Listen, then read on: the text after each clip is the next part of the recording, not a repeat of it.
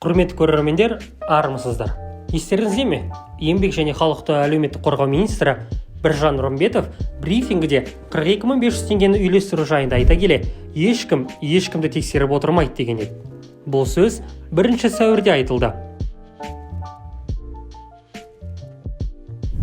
Арада 2 апта өтіп, 42.500 теңгені алуға тапсырылған барлық өтініштің заңға сәйкестігі тексеріледі деп хабарлады tengrinews.kz. Еңбек және халықты әлеуметтік қорғау министрлігіне сілтеме жасап. 42.500 теңге төлемақы берілген барлық өтінім төтенше жағдай режимі аяқталған соң бекітілген заңнамаға сәйкес тексеріледі. Әрбір өтініште көрсетілген мәліметтердің, оның ішінде төтенше жағдай кезінде табыстан айырылып қалған туралы мәліметтің растығына жауапкершілік жүктелген.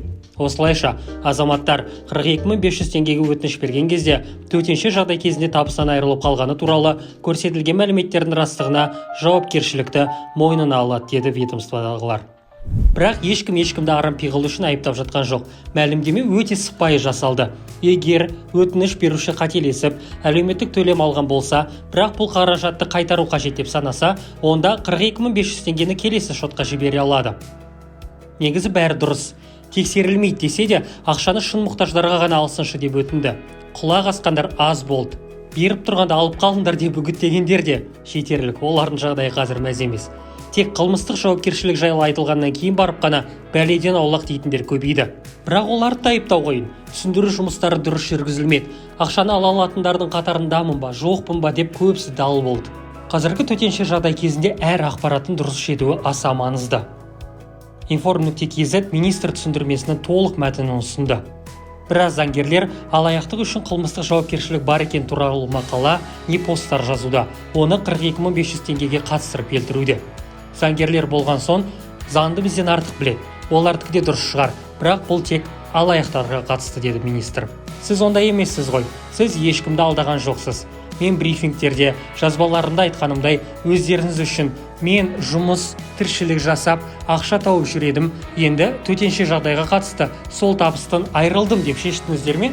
Кейін мен ескерткендей өтініш бергенде порталда төмендегі жазбаны тағы да оқып, растап, сөйтіп барып өтініш бердіңіздер ме? Ондай болса, сіз айттыңыз, біз сендік. Сіз алдаған жоқсыз. Біз тағайындадық, төледік. Сол үшін кінәлайды деп еш уайымдамаңыздар. Дәл мен айтқандай жасаған болсаңыздар, біздің тарапымыздан үйді аралап ешкім тексермейді. Бұл қайдан шыққан әңгіме дейсіздер ғой. Соңғы брифингіде бір журналистменен мен жұмыс істеп, тұрақты жалақы алып жүрген адам 42.500 теңге алғанын білемін. Оны қалай өткізіп алдыңыз деп сұрады. Мен оған біз өтініш беру тәртібін халықтың сұрау талабы бойынша барынша қарапайымдаттық. Жұмыс беруші өтінішінде қызметкерлерімді ақысыз демалысқа жібердім деп көрсетті. Біз сендік. Ал олай болмаса, жұмыс беруші жауап береді. Оны біз кейін тексеріп аламыз, деп жауап қайтардым. Брифингті көргендер растайтын шығар. Жалпы менікі дұрыс емес пе?